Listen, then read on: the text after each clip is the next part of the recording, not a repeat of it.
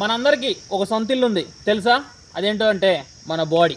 కానీ మనం ఈ బాడీ పైన ఫోకస్ చేయకుండా మన సొంత ఇంటి పైన, మనం ఉండే ఇంటి పైన, లేదా మన ప్రాపర్టీస్ పైన, వేరే మన బిల్డింగుల పైన మనం ఫోకస్ చేస్తూ ఉంటాం. కానీ మన సొంత హౌస్ పైన, ఇంటి పైన మనం ఫోకస్ చేయం. సొంత సామాన్లు ఉన్నాయి, అవేంటియో తెలుసా? నీ ఇంట్లో ఉన్న తపేళాలు, గిన్నెలు, స్టీల్ సామాన్లు కాదు, నీ శరీరంలో ఉన్న అవయవాలే నీ యొక్క సామాన్లు. నీ గుండె, నీ కళ్ళు, నీ చేతులు, నీ కాళ్ళు, అవే నీ సామాను. ఎందుకంటే మనిషి అనేవాడు అతని యొక్క శరీరం పైన, అంటే అతని ఇంటిపైన, అతని సామాన్ల పైన ఫోకస్ చేస్తే 100 ఏళ్ళు బతుకుతాడు. కానీ మనిషి అనేవాడు వాటిపైన ఫోకస్ చేయకుండా దేని మీదో ఫోకస్ చేయడం వల్ల మనిషికి ఆయుష్ తగ్గిపోతుంది.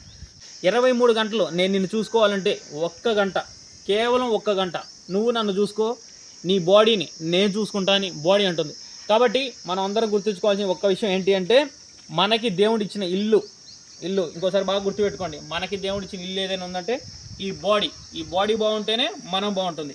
కాబట్టి ఈ ఇంటిని హ్యాపీగా చూసుకుందాం. 23 గంటలు ఈ ఇల్లు మనల్ని చూసుకోవాలంటే 1 గంట మనం చూసుకుందాం. కాబట్టి వ్యాయామం చేద్దాం, యోగా చేద్దాం, ఎక్సర్సైజ్ చేద్దాం.